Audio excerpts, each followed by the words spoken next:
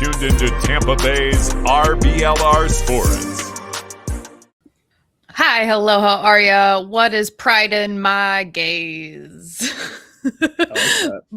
Thank you. My name is Liz. This is JD. He's special to the pod. How are you doing, JD? I'm very high in my frame, so I adjusted it. I'm good. I want to get out in front of this immediately off the top. You guys may have heard some things. You know, rumors are swirling. I did run into Yuki Watari on the street on Sunday afternoon, and I startled her. And I want to formally apologize to Yuki. I am a fan of yours. And I did not make that clear immediately. I mean, I did the whole I love the Sun. I'm a fan.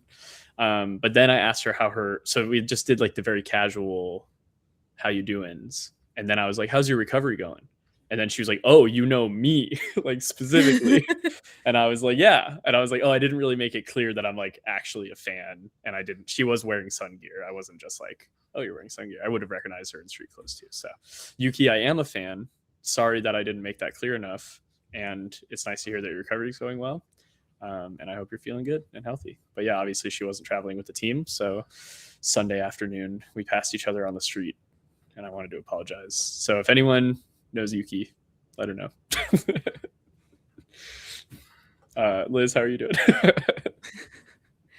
I'm okay. Yeah. It wasn't a fun game to rewatch. Yeah. Even with a special brownie. Yeah. Probably could have used one of those myself. Yeah. Well, yeah. Otherwise, I do want to recap soccer in Tampa Bay. Overall, they had the Premier League Mornings Live event at Armature Works. That's why I was in Tampa. And that was pretty solid. And I want to shout out the Tampa Bay Sun front office. We were doubters. We were haters. And the banner was astoundingly visible from Premier League's Morning Live, the Go Sun banner on the side of the school. Obviously, it's right across the river. And it was on TV a lot. It was on USA. Now, do people know what the Sun is? No. But just a little bit more image recognition. It's the same reason you put up billboards. Is anyone Googling it while they're driving when they see the billboard? No. But if they see it later in a different context, that recall builds up, hopefully. So what side of the school is it on? Okay, here I have a photo on my it's on the back. You're gonna see like my background that I always hide. It's on the back of the most forward building. I think it might be an auditorium. And okay. So when you're looking, you can see this side of the school where the letters, like the school name is. You can see that from the highway, like on the side.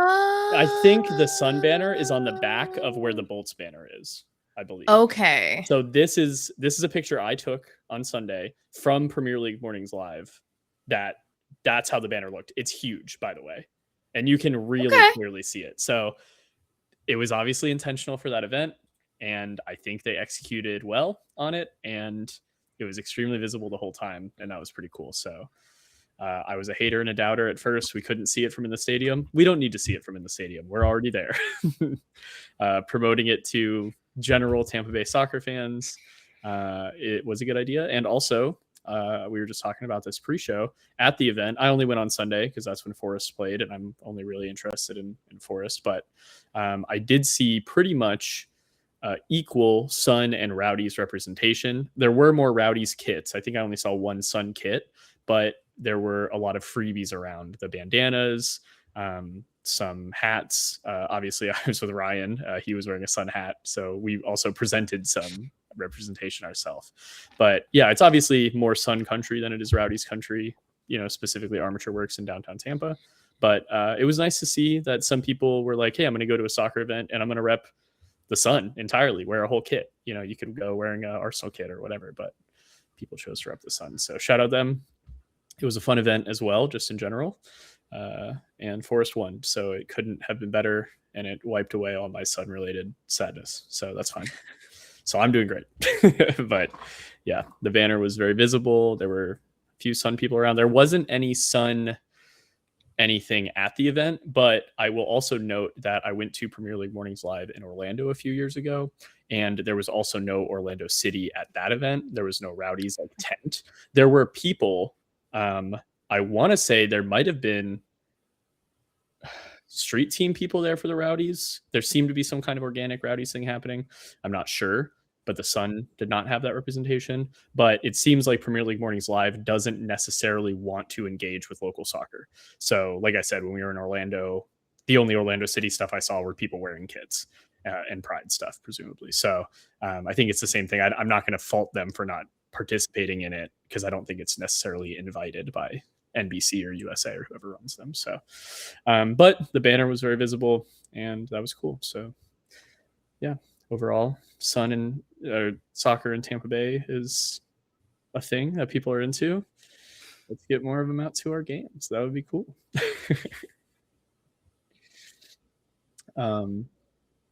Otherwise, the Sun have some news. They did us a big favor. For once. Before the podcast. But maybe they dropped it before the podcast because they knew we already knew, because the first version of their game notes announced it before the Lexington game and we already knew. So we would have already talked about it on the podcast, but it's nice to get official confirmation that the Tampa Bay Sun has signed forward Shea Connors to a contract through the rest of this year at least. I don't know the exact terms, but intending to play next season. I've seen a couple of people be like, it's a little late to bring in help. I'm like, it's not for this year. Okay. Although it'd be nice to see her play this year. You know, we're building something for next year. But I did some research on Shea, and to start, she is 30 years old, just like me for real. She was born in New Haven, Connecticut, and she went to St. John's University. And her first professional contract was at Knattspernifélagið Reykjavíkur in Iceland in 2018. And then she played most of her, pro career in Australia. So most of the rest of what I'm going to talk about is based on her pro career in Australia, which wasn't exclusively A-League, because I think they've changed the name of the league like 3 times since she was there. So I do want to note, though, on a personal level, I did listen to a podcast appearance she had and got some more details about like her personal life. She actually worked for the Brisbane Roar and Sydney FC as a social media coordinator while she played there. And personally, she is like currently a self-employed content creator, model, kind of influencer. So this is something that she has been fostering throughout her career. And then also on the podcast I listened to, she like spoke about how she like helps other players like build their brands and like building like an identity and a brand outside of just being a player. So that's all personal like level, but it was very interesting to see that she worked for Brisbane and Sydney while she was at each of those respective teams. Is she our social media coordinator? I don't think so. Kind of a funny thought if she was. I don't think so, but yeah, she was putting in work, you know, off the ball. We see players pretty frequently in women's soccer still pursue maybe their like collegiate degree. They try to work in their field while playing. It sucks that they have to do that, although it's a good idea. Of course, it's great preparation for, you know, life after the game, but also we should definitely pay them enough as a whole, as an industry. They should be paid enough to just have to pursue the one career. But that's all personal. I can get into her footballing pedigree now. So from the release, they summed it up pretty well. So I was just going to read it word for word. Connors comes to Tampa Bay with championship pedigree after helping Sydney FC capture the 2024 A-League championship. After her debut campaign was interrupted by a foot injury, she made a dramatic return late in the season and delivered one of the club's biggest moments, scoring the match-winning goal in the grand final. Her resilience, finishing ability, and tendency to rise in key moments make her a significant addition to the Sun. So she, played in Brisbane. Then she went to Sydney. She had her best moment at Sydney, scoring the championship-winning goal in the final. And she was released from her contract at Sydney. She didn't have the like starting role locked up down there, and so they released her the year after they won the championship. And she played as a replacement player for the Wave, but she only played in one game, and then she was just off a contract, and she's been a free agent ever since. That's when the Sun identified her and picked her up. I'm not sure how long she's been in our camp or been around, but sometime within the last 6 months or so. Fifi. I'm right here. You don't have to go in there. The Felix. Yes. But on the pitch, she is primarily a left winger. And this is something that I have identified a few times. I've said in shows that our left wing is weak. We have a few players who have been over there in multiple situations, but we don't have a dedicated left winger like we do with Jordan Zaid coming up the right, for example. Somebody who sticks to the touchline and brings the ball up the field and can get crosses in. That is where Shea can thrive. So I'm very excited of the prospect of her filling that role. And she's also able to cut inside if needed. And one thing that I noticed while watching a few highlights of hers is that she seems to have great, she seems to be able to get some great power on the ball with both of her feet.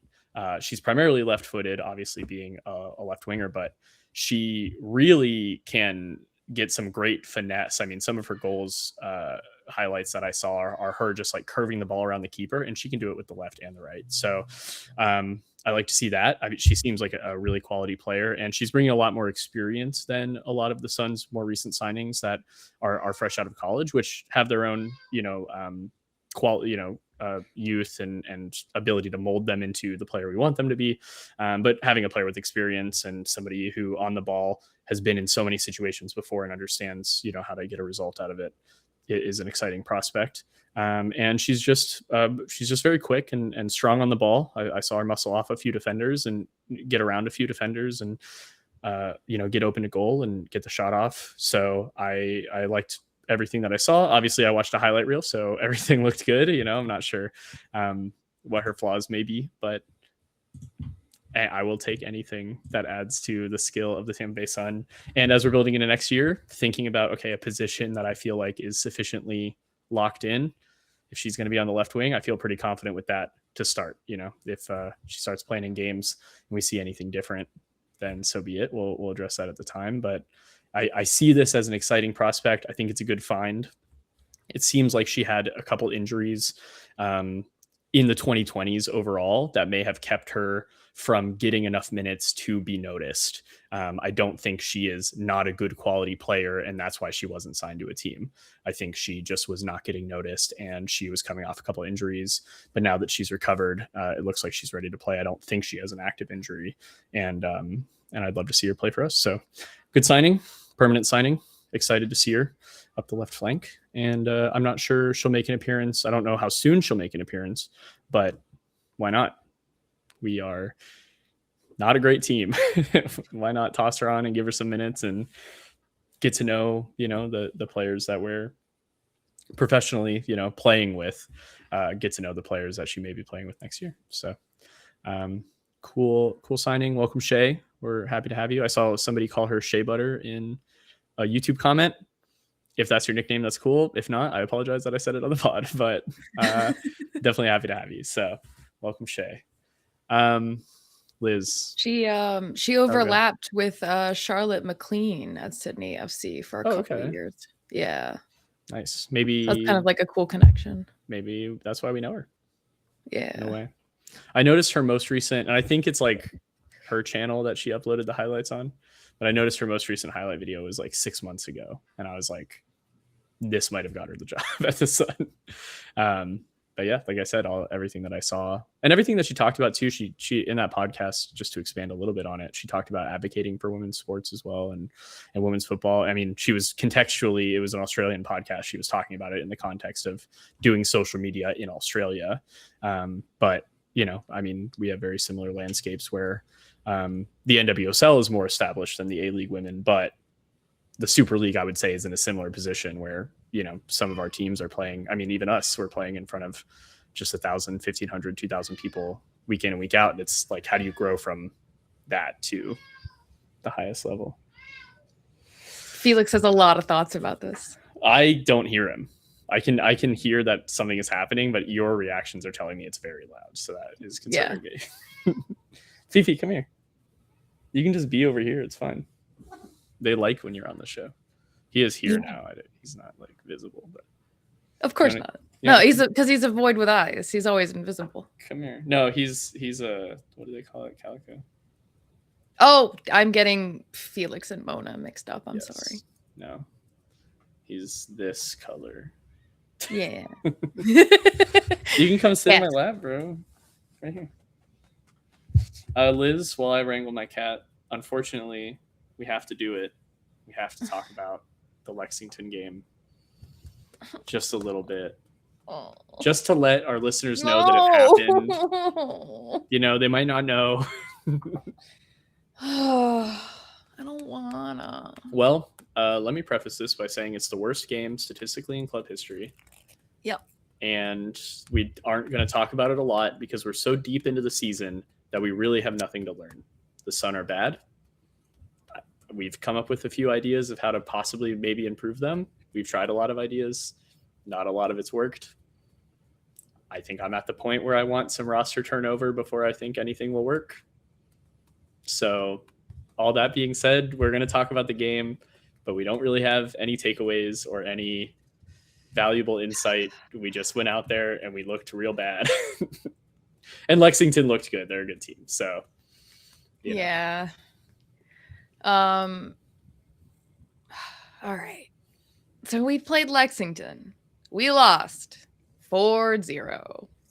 Cat Berry got a hat trick against us.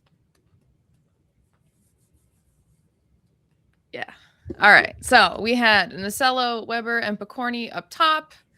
We had Listro, Gaillard, and Peyton Parsons making her first start. And then our back line was Haugen, Henny, Bissett, Chisholm with Wegner in goal. And on the bench, we had Beardsley, Sienna Bryan, Helferty, Sabrina McNeil, Maddie Parsons, Provo, and Farrah Walters making her team debut as well. Good. We're not going to go super in depth, but there were a lot of things that I noticed. And like right off the bat, you can immediately see Nacello and Picorni on the lineup, opposite sides. On the field, same side. Do they know that they're not supposed to play the same position? I couldn't tell you, because everybody was so overloaded on the left side. And then Nacello starting to, 5 minutes in, dropping so far back.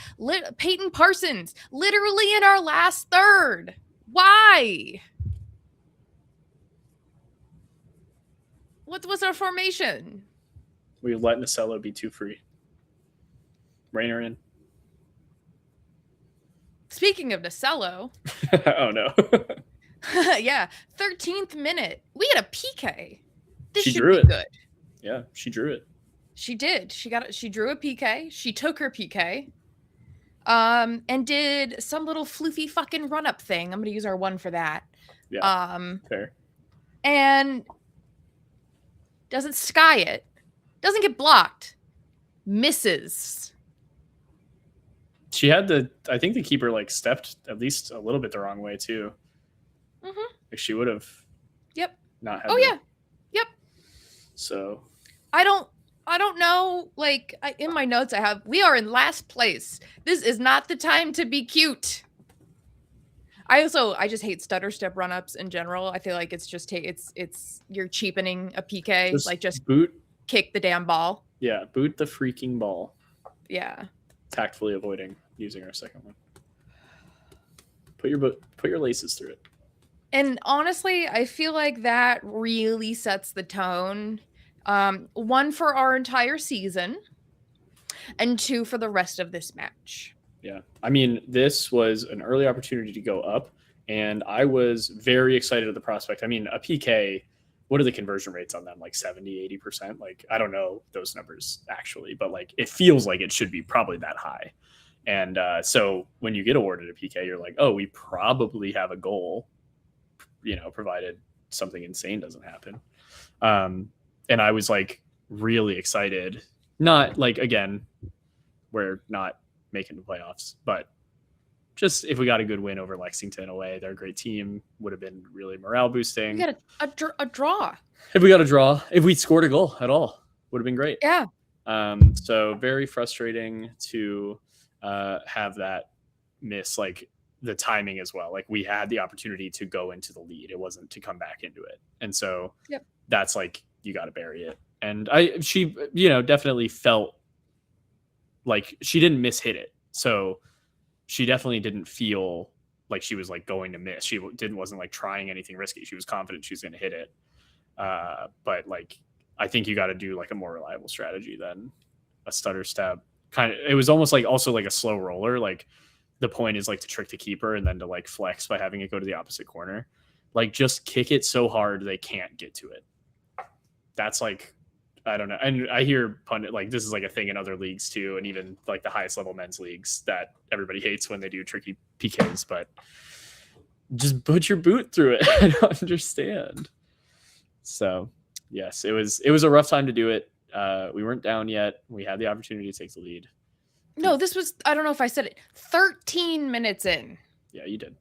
This could have set the tone for the whole game. This could have like really been like a nice pep in our step. We got I hate to say an easy goal, but it should have been an easy goal. It really should have. I mean, and the fact that Sydney not to say nothing against Kat Asman. She's one of the top keepers in the league. I think just under Hope Heisey, but she's also, I think Lexington's let in the least amount of goals in the entire league. So she's good. Yeah. Well, yeah, I mean, that's really like just the fact that Sydney was in the box to draw the foul originally, like we were showing some promise. We've had trouble like offensively. So like getting an offensive chance is a huge deal for us at where our team is at. And we have been able to absorb pressure pretty well. We have been kind of a leaky faucet in the last couple games, but ultimately our defensive unit has been better than our offensive unit at their job. We're letting in multiple goals, but we're also barely scoring at all. So us getting an offensive chance, then maybe we switch to a mindset where we try to manage the ball a little bit more in the middle of the park. We absorb the pressure well, like we can in moments against good teams. We absorbed a lot of pressure from Carolina. We only lost by 1 goal. I rate Carolina. I think they're a good team. Lexington is also a good team. Like there's a scenario where we don't get blown out and it all starts with scoring the PK. So yeah, it's more frustrating that it wasn't like already down multiple goals, had a chance to maybe get one. She missed, whatever. We lost anyways. It's like, no, like you said, it set the tone for the whole thing. So sad. A couple of minutes later, Picorni gets a yellow card because she's trying to see what size shirt Kat Berry is wearing. Fantastic visual. Great description. Thank you. And see, just a lot of positioning things that I noticed. 19th minute, Nacello is now a left wing back. Since when? Why is that her position on the field? And then the first 4 goals, 21st minute, Lexington scores. Mackenzie Weinert gets a goal on our throw-in. It goes to Peyton Parsons. It gets knocked to Kat Berry, and then number 6 gets it to Weinert. She nutmegs Bissett, runs around her, shoots. And Wagner has to come off her line because she can't trust her defenders. We looked abysmal. I think this was the worst goal of the 4. I like looked at Tia while we were watching, and I was like, that was maybe the most shit goal I think we've ever given up. Like just straight up, every single player involved, all the off the ball movement, the way Lexington worked it. Again, they're a good team, so they're doing a quality build up, working it. But I don't know. I'm tied with this one and the one where Henny undercooks her pass and then we lose the ball because that was pretty shit. Yeah. I mean, mistakes are mistakes, though. This is just like bad. Like, I don't even think there were really mistakes in this buildup from us, like other than just not being good enough. Yeah. And Lexington's a better team than us. And if they earn a goal or two, they deserve it for sure. But like, you just can't be looking that bad. And I know, like, I've said this before, I know all these players are better than this too. Like, that's what's so frustrating about the season is like, I do rate quite a few of our players, and they've shown they've played for this team for a couple of years. Some of these players, I've seen them do well, so it is truly disappointing to see one go in like that, where we just get totally worked. See, the rest of this is like not helpful. They get a couple more shots. We actually don't look, aside from that goal so far, we don't look terrible. I know it's obviously shit happens in the second half. But the first half, we don't look bad. We don't look great. Well, we kind of look like a last place team playing a first place team, but not blown out yet. Yeah. Not much more happens in the first half, honestly. That's pretty much it. At this point, we've Lexington's got 1 goal, 6 shots, 3 on target, 49% of the ball, 2 corners, 1 offside. We've got 7 shots, 1 is on target, 51% of the ball, 2 yellow cards.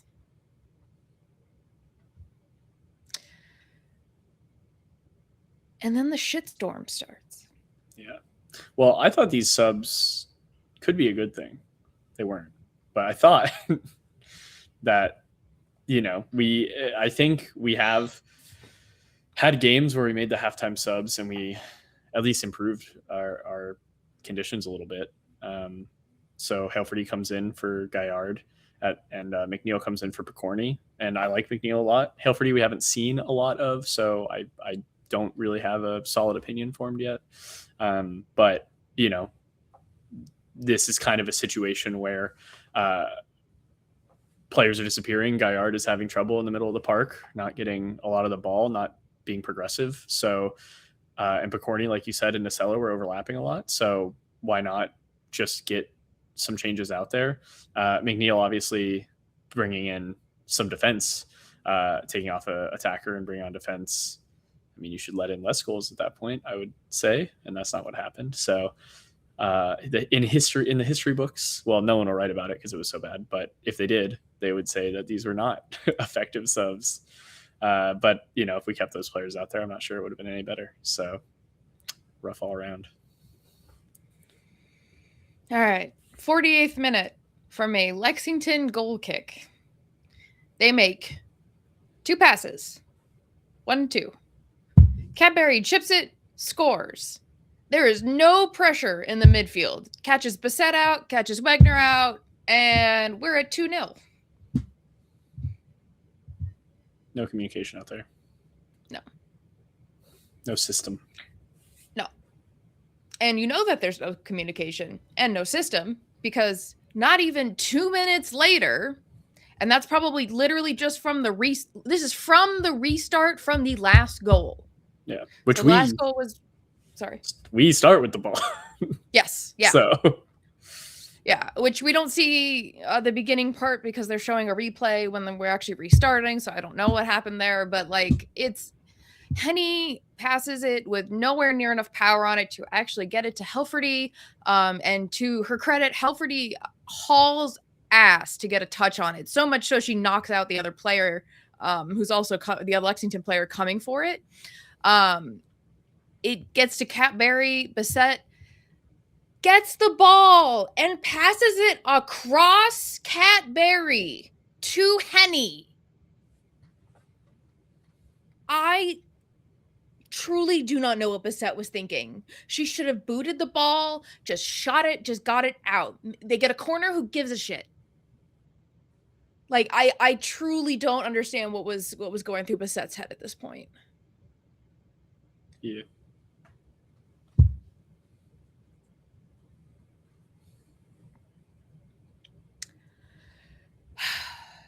64th minute.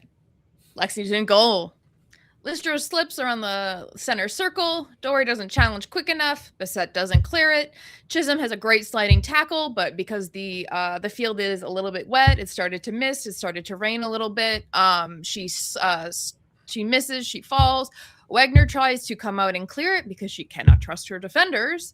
And she slips over top of the ball. She did make a good faith challenge on it. It's slippery. And Cadbury scores it again for a nice little Hattie. Yeah. Comedy of errors, a little bit. I mean, like you said, slippery. But yeah, that's also something you have to account for. You're going to play on wet grass every once in a while. So 65th minute, we make a sub, Maddie Parsons for Faith Weber. We bring in Farrah Walters for Dory. This is Farrah's pro debut and her debut with the Sun. Exciting. One good thing happened. Yay. When? Welcome to the Tampa Bay Sun Legacy Numbers, Farrah Walters. Yep. And then 67th minute, we bring in Sienna Bryan for Chisholm. As a thinker. A couple of good things happen. Like Bissett tries to chip the keeper. I almost forgive her for earlier. Almost. Not much more happens. Peyton Parsons gets a shot off. Henny blocks a shot with her face. That probably could have been a 5th goal. And then that's the end. Boo. Lexington ends with 4 goals, 12 shots, 6 on target, 54% of the ball, 3 corners, and 1 offside. We had 10 shots, and then I don't know if we had, I think we did just have 1 on target for whatever reason at halftime, and I went back and I checked. At halftime it says we have 1 on target, and at the final it says we have 0 on target. So I don't know what happened there. We had 1 on target. 46% of the ball, 1 corner, 2 yellows. It just like felt like we didn't have any on target, so they just gave us 0. I mean, that's fair. Yeah. This game sucked. I have no takeaways. The subs made things worse, but I'm not even convinced not making the subs would have been any better. I have nothing. I watched the game again. I did watch it twice to see if there was anything in there. There's really not. I think every single player on the Sun can do better than they did in that game. So, and they know, they're professional players. They have a coaching staff. They lost 4-0. So there's nothing that we can say on the show that is going to be new information to them personally. And for the listening audience, the people who listen to get information about the Sun, there's nothing we can really give you. We're bad. That's the key takeaway. And I think this, like you said, like personifies the whole season. Is like, this might be our worst loss. There were chances, there were opportunities for us to turn things around. There was a point where we won 2 games in a row in the spring, and it looked like we might be pushing for playoffs and we might get good. And I think this is the opposite side of that, where it's like, oh no, this was all, we were always going to lose this game 4-0 and be out of the playoffs, kind of no matter what else happened in the spring. Now we have this squad. We have signed 5 new players in the spring that haven't left again already. Weber's alone, so she'll be heading out. But like otherwise, we've signed some new players. So now we're at the point where we have like a hybrid of a squad where it's like, okay, we have this like failed squad from this season. We also have quite a few new additions that we're shuffling in or trying out or getting experience, and I think that's what we need to do at this end of the season.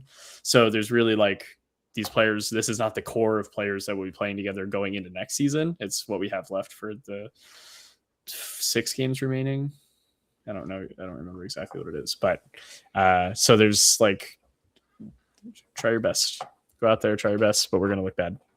There's not really anything that can fix that. We're not going to suddenly have a revolutionary system that turns us around.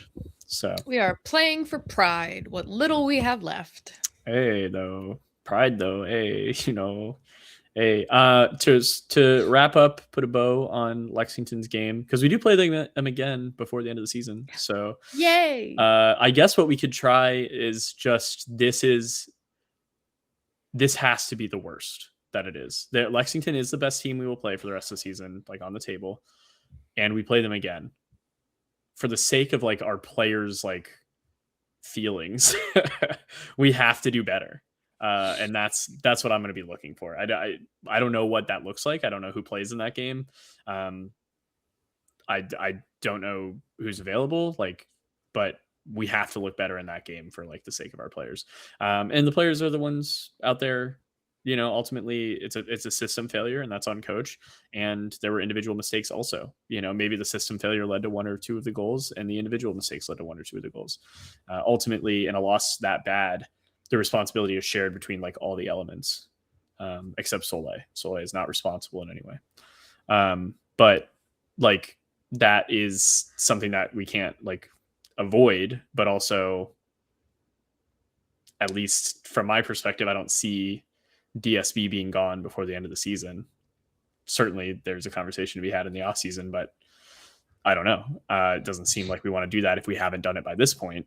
And like I said, the roster turnover is that new players are coming in that are intending to play next season.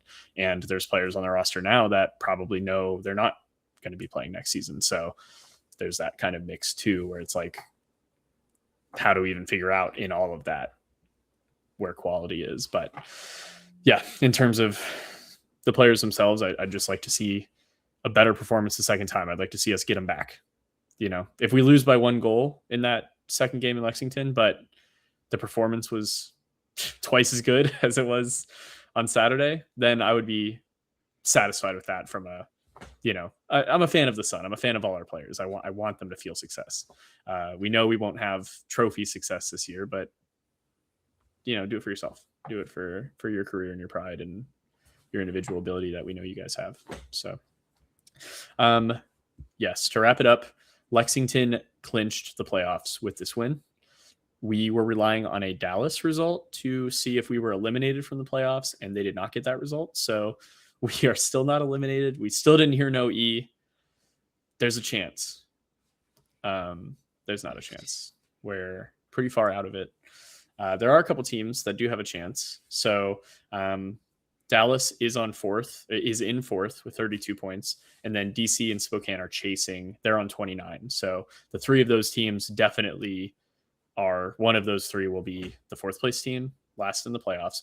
But Jacksonville, Lexington, and Carolina all clinched within the last 2 weeks. So I think it's interesting that the top 3 in the league have clinched playoffs before the bottom team, us, has been eliminated. That's tells me that the bottom of the league is a lot closer than I think it seems. I think there is like a feeling that we've fallen out kind of the bottom of the league. We've been bottom almost the whole time, except for when we got 2 wins in a row. We went to 8th for a week. And that's not necessarily the case. We are the worst of the bad teams, but there's 2 teams with us, Brooklyn and Fort Lauderdale, that are almost just as bad. We just have been the worst of those 3. But the fact that we're not eliminated yet shows that the bottom kind of 6 teams like on the table are a lot closer together, and the top 2 just kind of ran away with it. So that's just kind of a perspective for you as you overlook all of it. The Sun was not super far off it this year. There is a world where maybe one signing could have made the difference this season, and we get a couple more wins out of draws, or we get a couple more draws out of the losses.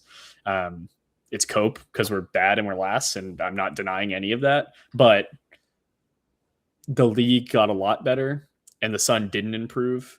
But the league, not every team is Jacksonville. Jacksonville looks like a class of their own at the top of the league. Lexington is pretty close with them, and the rest of the league didn't improve that much. And I think we are not that far away from also joining the middle of the pack, with the proper signings. And if a coaching change is needed, I'm not willing to share my opinion on that yet. I think when we get closer to the end of the season, we can talk about that more seriously. But, I don't think we're that far off from the league. It didn't move miles ahead of us. It's like a quarter mile. We can see it down there. We just can't reach it yet, So it's kind of how the league is looking overall. And we have a game coming up at home. And at least the theme of the game should be a fun one. Liz, what are we doing on the 25th? It's Pride Night. Ooh. And if you're made it this far, which thank you, by the way, if you haven't subscribed, please subscribe. But what you get is a sneak peek of the giveaway. Ooh. You get one of these snazzy hats. I think they're so cute. I'm a very happy camper. They're very cute. A mess. Yes. It's getting hung up. I'm never wearing it outside, but it is very cute. Oh no, yeah. But I'm a fan. The Sun told me they brought in a new marketing person. They're like within 60 days, and this was like the first thing they thought of for Pride Night. So I'm already a fan of this person because this is adorable, and I like the nice big logo. There is a Hard Rock logo on the back, but who cares about that? Come to the match. Come get your rainbow cowboy hat. Maybe it's cool that Hard Rock's, sponsoring the Pride night. I think they're the presenting sponsor of the whole night. So, I guess shout out them for putting some money where it is. Not every company is willing to do that. So, a couple other things are happening on Pride night. Obviously, the giveaway. I believe it's the first 1,000 for those hats. So, if you are interested in that, or just all Sun giveaway stuff, which I always am, I believe you have to be in a little bit earlier. Although I don't know, 1,000 is like half the attendance or more. So, there is also a charity ticket link out there. So if you check Sun's social media, if you're bringing any friends, if you're a season ticket holder, obviously you already have your ticket, but if you're bringing any friends or want to support, there is a ticket link where a portion goes to charity. And also we announced new jerseys that are Pride warm-up kits. Also on Sun's social media, I don't have a picture handy right now. They're cool kind of like pastel. I'm not going to say like tie-dye because tie-dye is like a specific technique, like but they're like a watercolor. That's a great word. Kind of like a pastel watercolor. And they have the pink triangle on there. They have community across the back of the neck, kind of where the Defend the Bay is on the Gasparilla jerseys, if you know those. And I think it's nice. I think it was designed for us in a similar way like the Gasparilla one was, but it does feel less Sun and more like just generic Pride color. I probably would have enjoyed something you can very easily get into tacky territory with Pride stuff. I was just about to say, like it can be bad. Yeah, I'm not saying like rainbow logos or anything like that, but Yeah. maybe some variation, of the crest built in there, or just the insignia, the Ybor sun smiling thing. But I'm not complaining.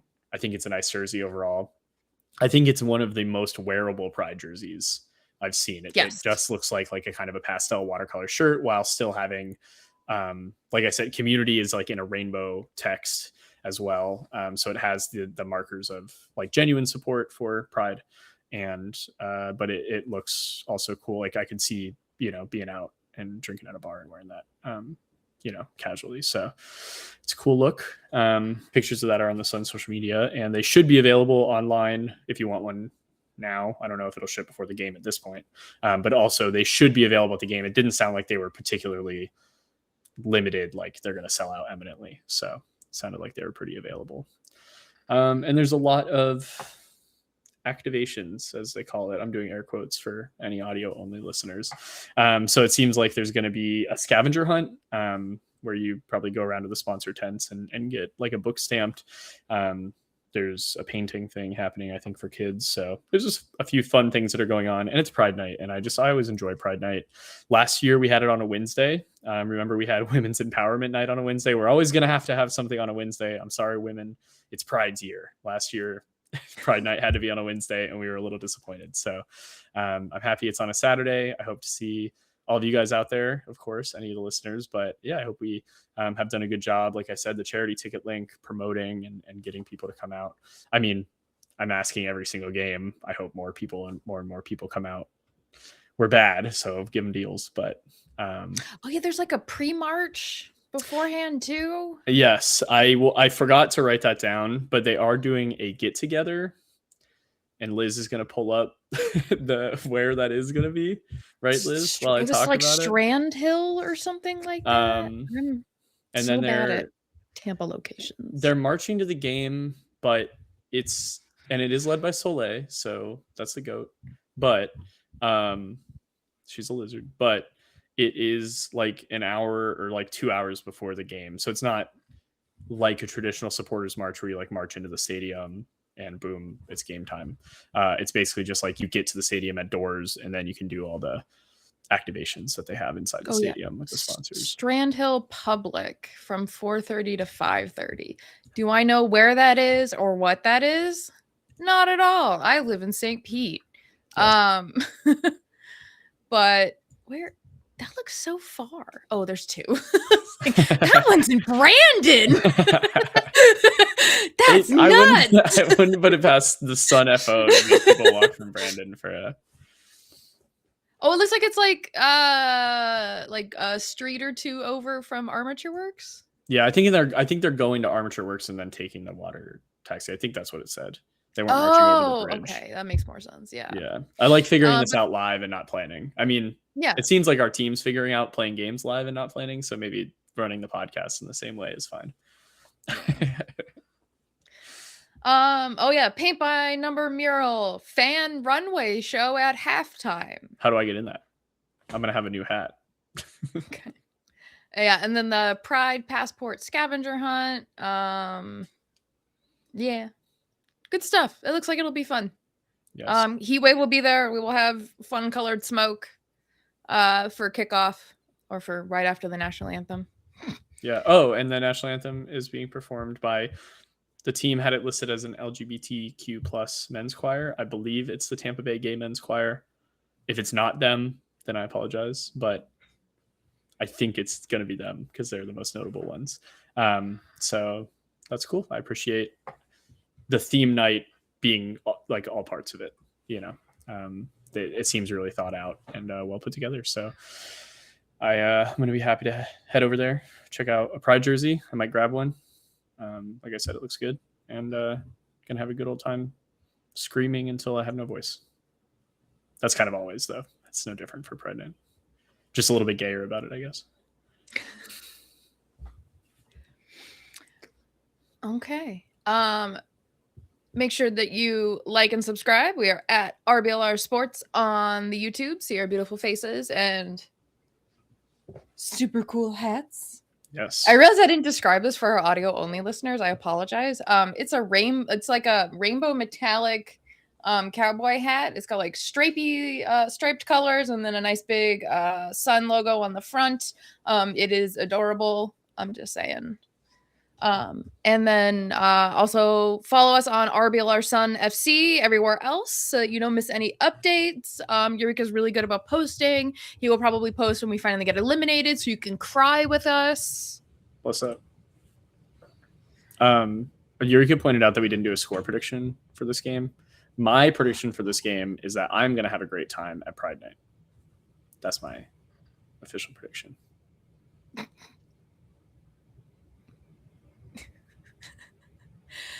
Yeah. I'm with that.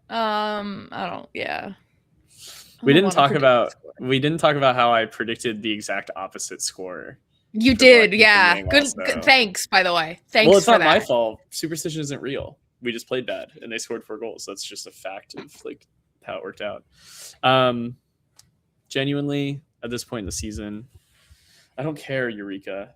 Okay? I don't care how we finish the game. It's going to be a 1-0 loss.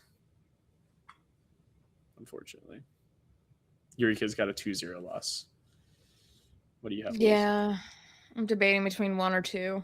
I think, and this is like crazy of me to say, that our defenders are going to feel really bad and they're going to try extra hard. And so I think we're not going to let in multiple goals. But now that I've said that, it's going to be somehow worse, you know?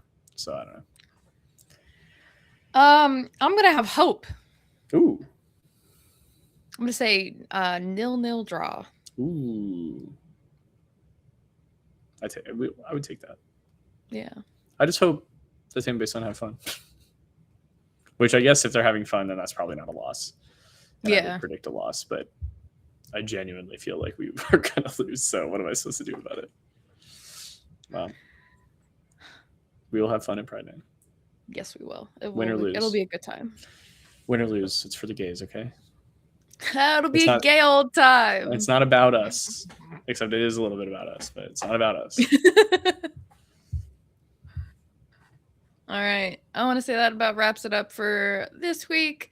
Thank you for listening. Again, remember, hit all the buttons. Also hit up shop.rblrsports.com. Use code HEATWAVE for 10% off. Lots of cool shirts for all the Tampa Bay sports there. Make sure you take a look. Eureka's made some very cool designs. Perfect. All right. See you on Saturday. See you Saturday. Bye. Bye.